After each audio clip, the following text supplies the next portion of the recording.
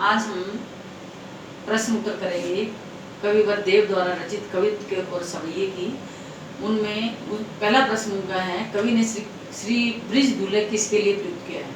भगवान श्री कृष्ण के लिए प्रयुक्त किया है, क्योंकि वो ब्रिज का दूल्हा यानी सबका आकर्षण का केंद्र है।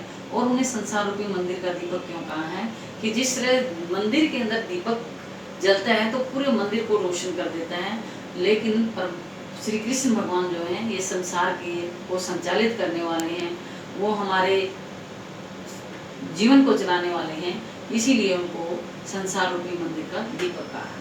अगला प्रश्न है, दूसरे कवित्व के आधार पर स्पष्ट करें कि ऋतुराज बसंत के बाल रूप का वर्णन परंपरागत बसंत रूप वर्णन से किस प्रकार भिन्न है? परंपरागत का मतलब है कि पहले जो कवि थे उन्होंने बसंत ऋतु का वर्णन कैसे किया, तो जो सदियों से चला रहा था उससे अलग कैसे।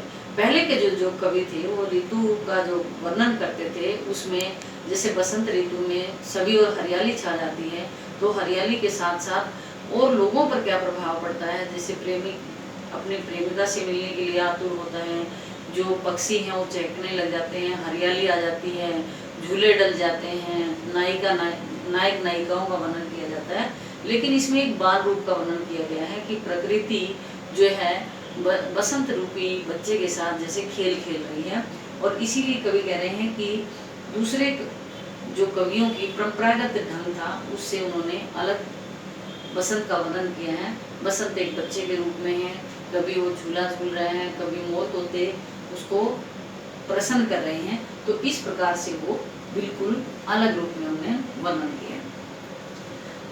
अगला प्रश्न है, चांदनी रात की सुंदरता को कवि ने किन किन रूपों में देखा है? ये तीसरे पद में से है, राधिका का जो महल है वो स्फटिक पत्थरों से बना हुआ है। आपको बताया था मैंने वीडियो में कि जो स्फटिक पत्थर होते हैं वो बिल्कुल ही ध्वलता और उज्ज्वलता लिए होते हैं, अमृत के समान पवित्र होते हैं।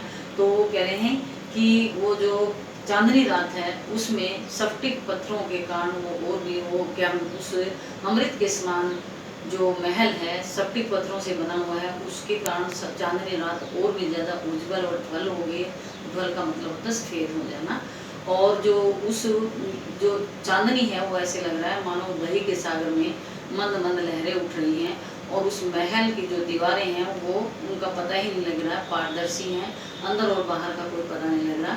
और साथ में कवि कह रहे हैं कि जो फर्श है वो ऐसे लग रहा है मानो दूध का छाग उसके ऊपर फैला दिया गया है, और उसमें खड़ी हुई राधिका जो है वो तारों के समान चमकती प्रतीत हो रही है।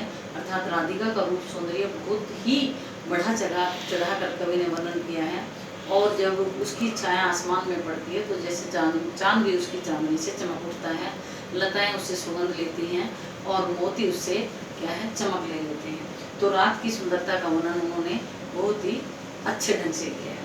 अगला प्रश्न है, कवि ने चंद्रमा को राधिका का प्रतिबिंब के समान क्यों कहा है? अभी मैंने इसी प्रश्न में इसका उत्तर बता भी दिया है कि राधा इतनी सुंदर है उसके रूप सौंदर्य से कि आसमान में तारे चमकते हैं, और जब उसकी छाया आसमान में पड़ती है तो चंद्रमा भी उसके चमक से चमकने लग जाता है। अर्थात राधिका के अंदर इतनी चमक है कि जब वो आसमान में उसकी छाया पड़ती है तो चंद्रमा भी चमकने लग जाता है।